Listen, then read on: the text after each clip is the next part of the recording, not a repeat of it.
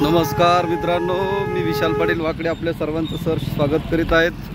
हा आहे आपला आजचा तिसरा व्हिडिओ आणि आपण बघू शकता या तिसऱ्या व्हिडिओच्या माध्यमातून मी आपल्या सर्वांना सांगू इच्छितो की आत्ताच या ठिकाणी सकाळी आपण बघत होतो की पूर्णा नदीहून वाहनांना वाहण्यासाठी जागा नव्हती, एवढी गर्दी या ठिकाणी होती। मात्र प्रशासनाने अलर्ट होऊन या ठिकाणी पुलावरील गर्दी ही कमी केलेली आहे।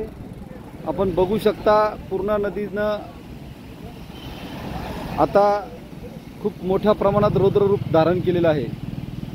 आपण बघू शकता की हा जो या ठिकाणी धोबी घाट होता हा पूर्णपणे झाकलेला आहे आणि साईडने या ठिकाणी पाणी पडत आहे। या ठिकाणी आपण बघू शकता की अवघ्या काही मिनिटाने ये पहा पुलाला सुद्धा पाणी लागू शकते, एवढं पाणी या ठिकाणी पूर्णा नदीला आलेलं आहे।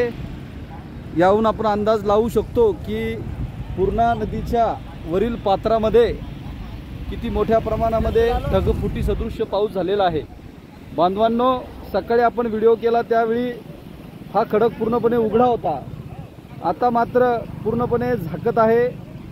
अजून 1-2 तासाच्या नंतर हा खडक पूर्ण झाकू शकतो। आपण बघू शकतो की या ठिकाणी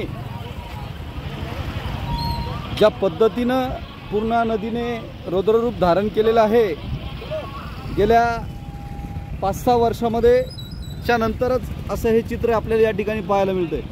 हे बघू शकता आपण पूर्णा नदीच्या पुलाला काही क्षणामध्ये या ठिकाणी पाणी लागू शकते।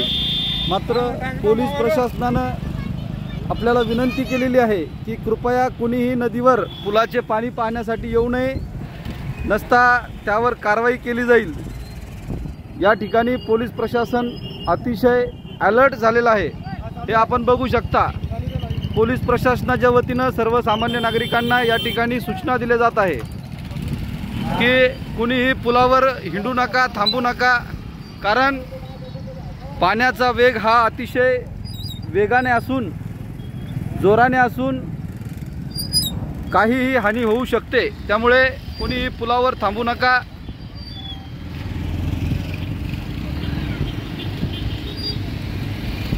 अजून ताज्या घडामोडी पाहण्यासाठी आपल्या चॅनलला लाईक करा, सबस्क्राईब करा आणि शेअर करा।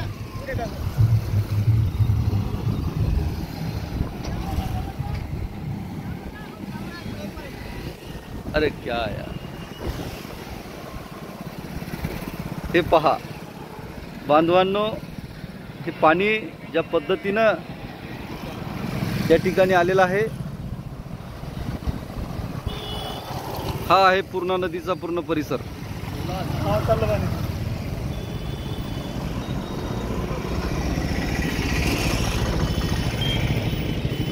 पूर्णा नदीमध्ये लाकडं खूप प्रमाणामध्ये वाहत आलेली आहे। जा रे रुकू मत रुकू, पोलीस वाले कारवाई करेंगे।